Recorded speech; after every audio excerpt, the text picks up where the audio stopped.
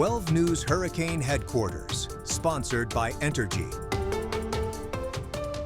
A new watchdog report is raising concerns about FEMA's readiness as we near peak hurricane season. Yeah, it found workforce cuts have left the agency unprepared. Reporter Marcelino Benito explains. Houston is no stranger to disaster. The storms are getting stronger, and when disaster strikes, FEMA is often the federal backstop. So how concerned should Americans be about their ability to respond?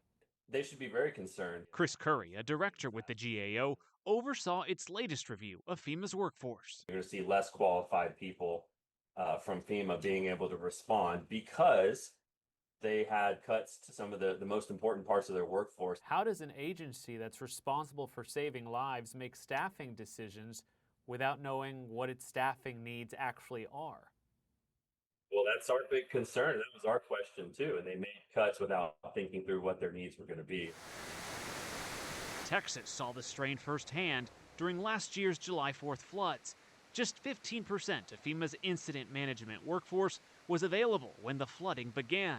And afterward, reduced call center staffing left survivors waiting longer for help. How alarming is this report to you? Exceedingly alarming.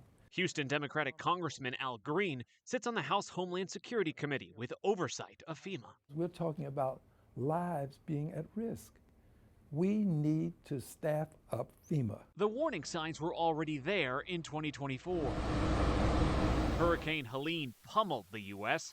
Then, less than 2 weeks later, Milton hit. GAO found the back-to-back disasters strained FEMA's staffing capacity. Now, the agency could have even less backup. FEMA expects just 240 employees available through its surge capacity force this hurricane season, down from 600 last year. I don't want this to happen again. This is Doge in action.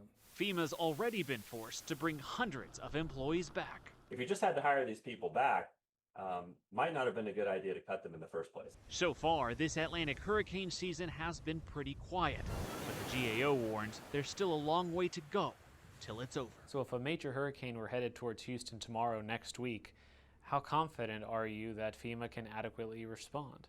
I'm hopeful that they will. That's hopeful. But now hope is not the best plan.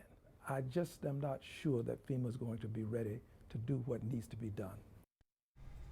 And you can stream our 12 News Hurricane Special or just scan the QR code right there on your screen to download the app.